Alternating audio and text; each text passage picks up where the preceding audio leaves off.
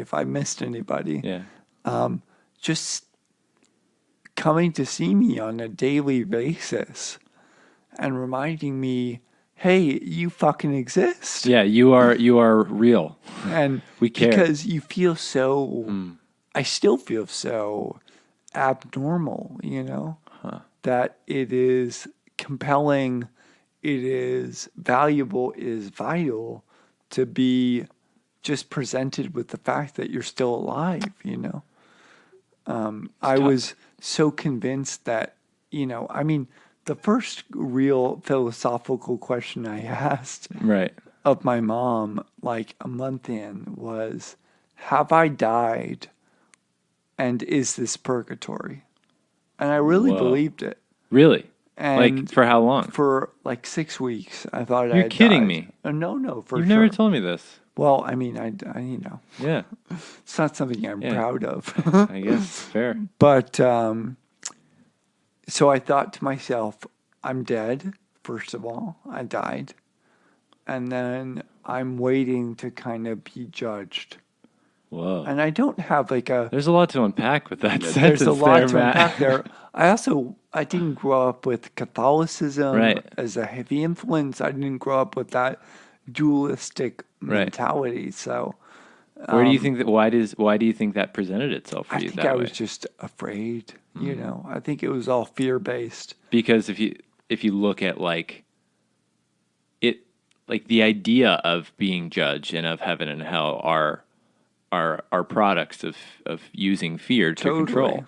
Totally. And I think it was that I felt so out of control and it was so far beyond what I'd ever experienced that having that modicum of a system in place was important for me to just have an understanding of where I was and what I was going to do, you know.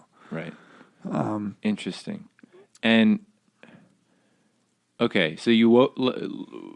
What, like, timeline wise, when was that when you woke up? That was, I would say, 6 weeks after my stroke. So like mid-June or something. Mid-June, exactly. And you're like, oh, I'm just dead. I'm dead. This is what death is.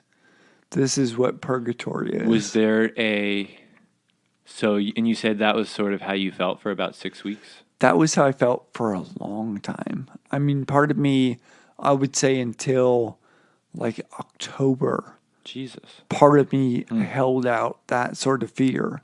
What? And so that was all just fear of like, this can't, it's almost like what it's sounding like you're saying is like, this experience of being in this body is so foreign to you. Exactly. That you just have to be dead. Exactly. I have to put a system on it that makes sense to my brain. Right. It's like, it may be the case where if I'm in purgatory, I can't walk. Exactly. But that's not the real Matt. Exactly. Right.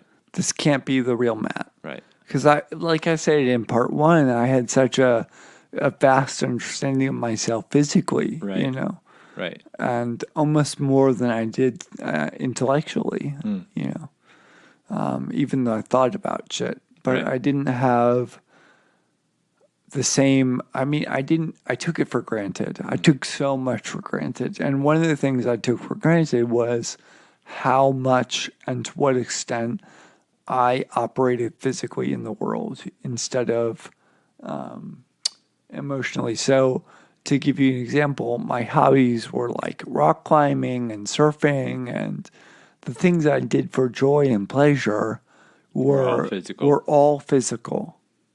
And I kept thinking to myself before the stroke, how can I spend more time physically? And it's ironic. So interesting. It is. I mean, there's also another possibility here, which I thought about, which is that the brain has to assign meaning to events.